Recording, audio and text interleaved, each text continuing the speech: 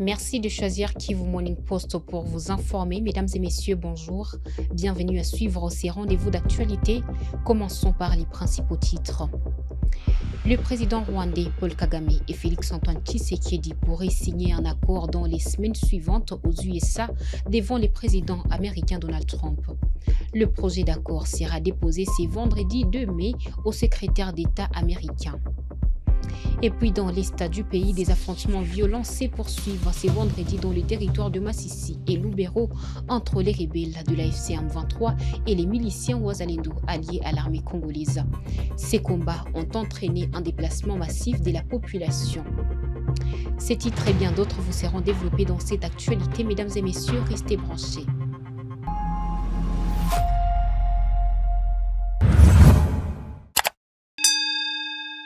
Encore une fois, bonjour et bienvenue aux détails dans cette actualité sur Kivu Morning Post aux télévisions. Kinshasa et Kigali soumettent ce vendredi 2 mai 2025 un avant-projet d'accord de paix à Washington, une semaine après la déclaration des principes signée par leur ministre des Affaires étrangères en présence du secrétaire d'État américain Marco Rubio. Aucune signature n'aura lieu ce vendredi. Une réunion des ministres est prévue mi-mai pour finaliser le texte. En juin, les présidents Félix-Antoine Tshisekedi et Paul Kagame devraient se rendre aux États-Unis pour signer l'accord de paix en présence de Donald Trump, selon le journal L'Africa. Gershom Kaimbe discute des avantages et des inconvénients de cet accord. Les États-Unis auront des minerais. Le Rwanda, de son côté, non seulement qu'il va co-gérer avec de ces certaines richesses, mais aussi les minerais seront raffinés au Rwanda, ce qui va accroître son PIB et créer des richesses et des emplois au Rwanda. Je ne suis pas contre les accords, en principe, parce que le président rwandais et le président américain font bien leur travail, celui de se battre pour leur pays.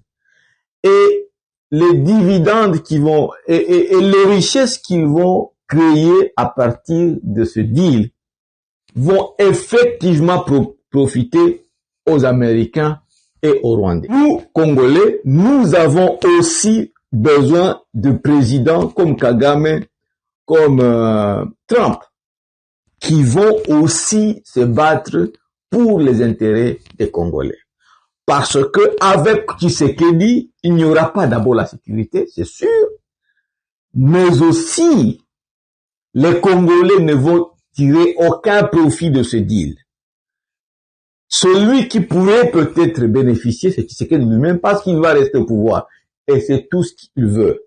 Mais le peuple congolais est où dans tout ça? C'est ça la question.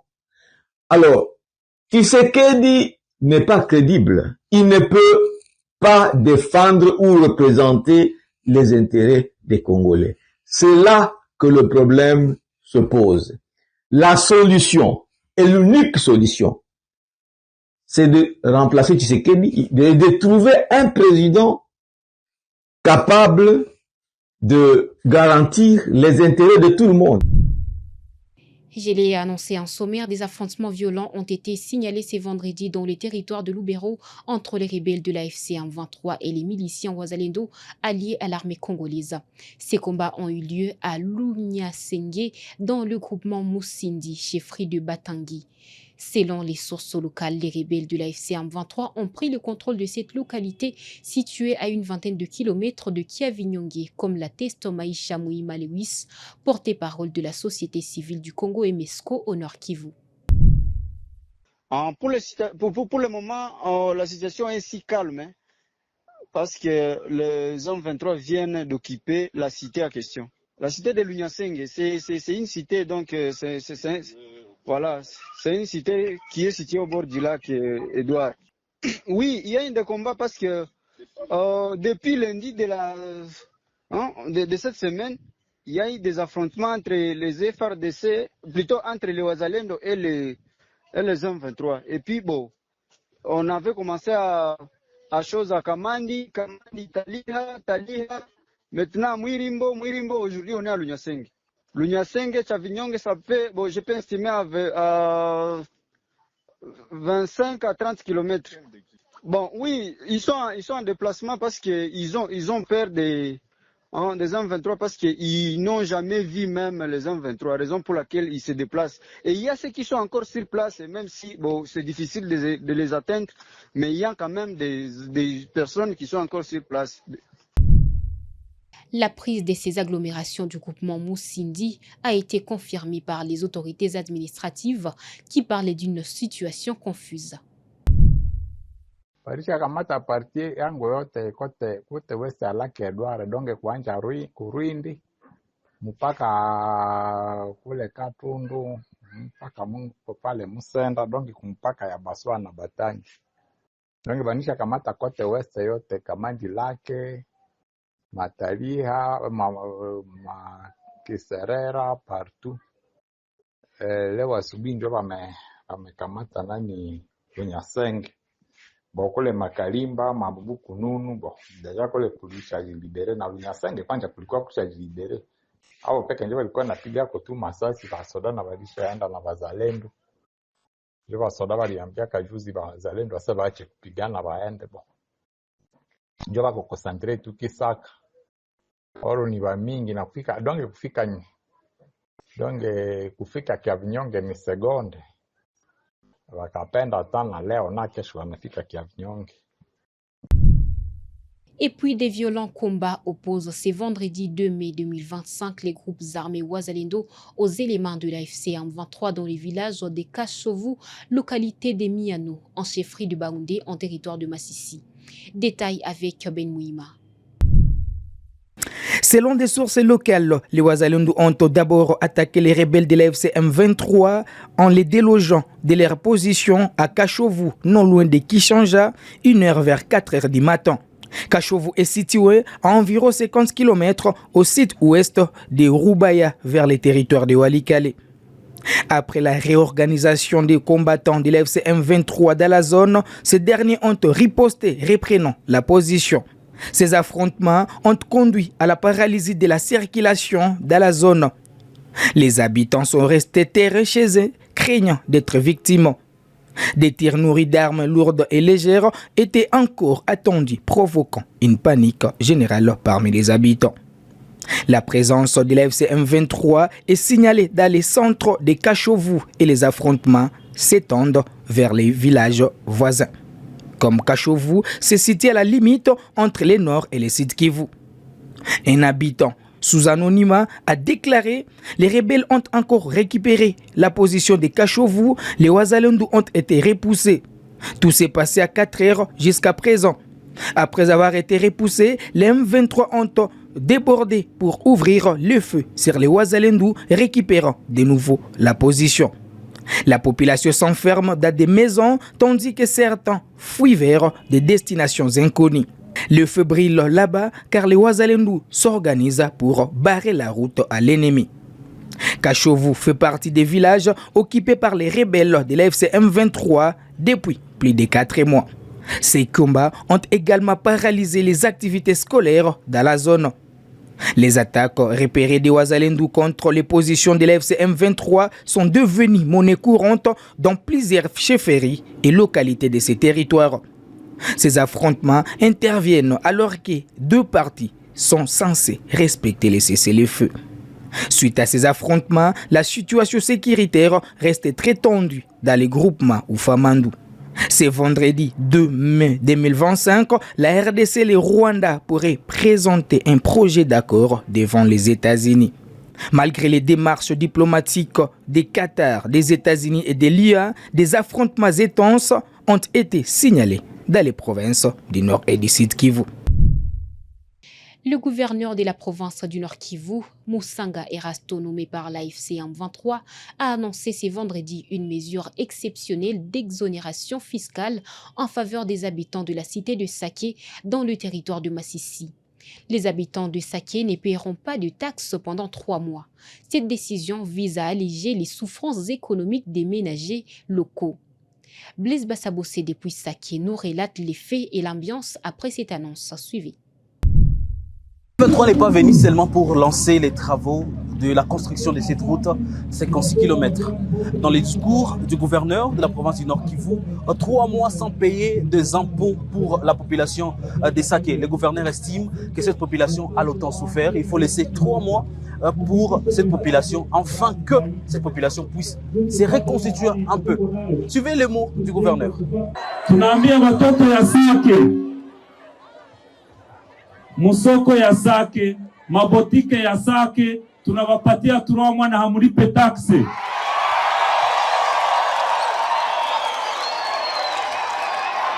Kama kuko wataksatele wenye wako nalipisha watoto ya Sake, wayue kuanzia leo, watoto ya Sake wako na miezi 3 na hawalipe kitu. Kwani watoto ya Sake, hapa Sake kulikuwa vita, watu walipoteza vitu mingi. Na si hatuna kingine cha kusaidia population ni kuiexonere zile taxe juu population ne ginzi ya kurudia mu maisha ya kawaida. Les autorités de l'Alliance Fleuve Congo AFC M23 ont lancé ce vendredi 2 mai 2025 les travaux de réhabilitation de la route Masisi-Saké. Ces travaux des 56 km seront exécutés par l'entreprise Delta 2 Construction et SARL. Le lancement est salué par la population et les usagers de cette route qui y voient un soulagement pour le développement de la zone. La cérémonie a eu lieu à Saké, rassemblant une foule enthousiaste venue célébrer ces projets tant attendus. Le gouverneur Bahati Musanga a remercié les autorités de la FCM 23 qui ont écouté les cris des populations de Masisi. Nashukuru Mungu mwenye alituwezesha kufika hapa.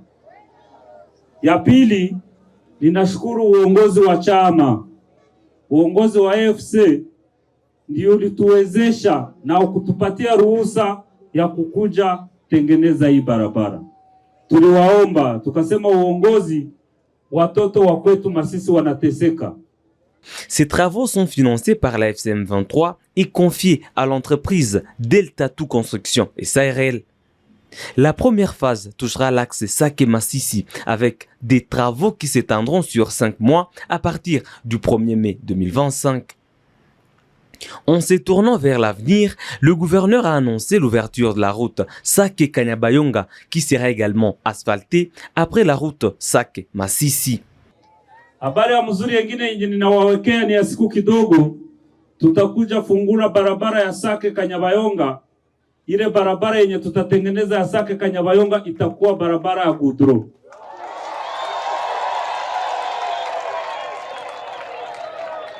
Na nyuma ya pale, hii barabara yenye tunaanza leo, nayo tutatengeneza barabara kabla tukishamaliza hii travaux zenye tunataka anza. Hizi travaux zitafanya 5 mois. Nyuma ya 5 mois, tuko na wapartenere wengine wenye tuliomba, tutatengeneza barabara Sake Masisi Nyabiondo Walikale na itakuwa goudron. Ce vaste projet ambitionne de désenclaver les localités de Masisi, de faciliter les échanges et d'améliorer les conditions de vie des habitants qui ont longtemps souffert d'isolement, des dégradations des infrastructures et d'insécurité. Et puis, les travaux de réhabilitation du pont Semouliki ont démarré ce vendredi 2 mai 2025.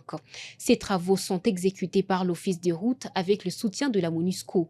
Depuis plus de 2 semaines, la circulation sur cette route reliant Beni à Kasindi est coupée en raison d'effondrement de ces ponts cruciaux pour le trafic entre la RDC et l'Ouganda suivant.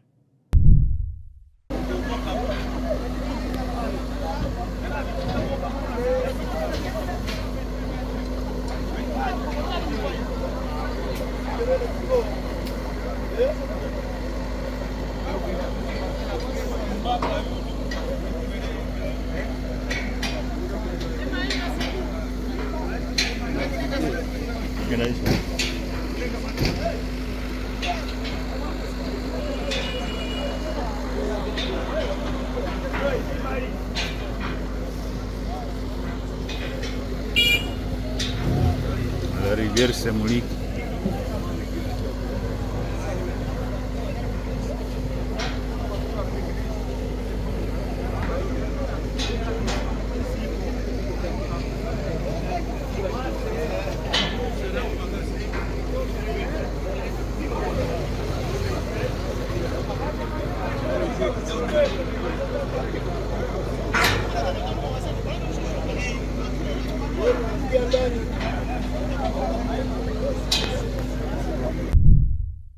Et pour clôturer cette actualité sur Kivu Morning Post, mesdames et messieurs, la capitale de la République démocratique du Congo, Kinshasa, a connu des violentes précipitations la nuit du jeudi à ce vendredi. Des pluies diluviennes ont causé des dégâts matériels considérables dans plusieurs quartiers. À Mangafula, la circulation est paralysée au niveau du croisement Bypass et Lengesa où la route a été complètement coupée.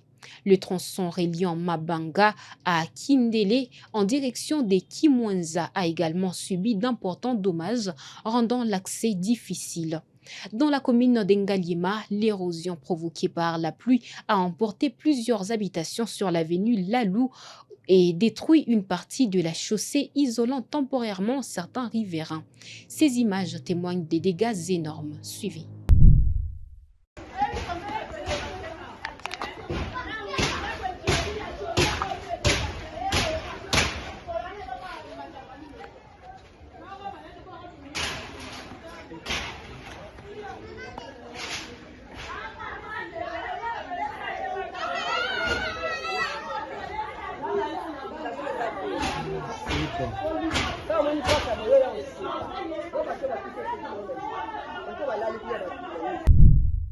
Messieurs et dames, c'est par cette information que nous clôturons ces rendez-vous d'actualité sur Kivu Morning Post aux télévisions. Vous êtes nombreux à nous suivre. Nous vous remercions de votre fidélité. Portez-vous bien et à la prochaine.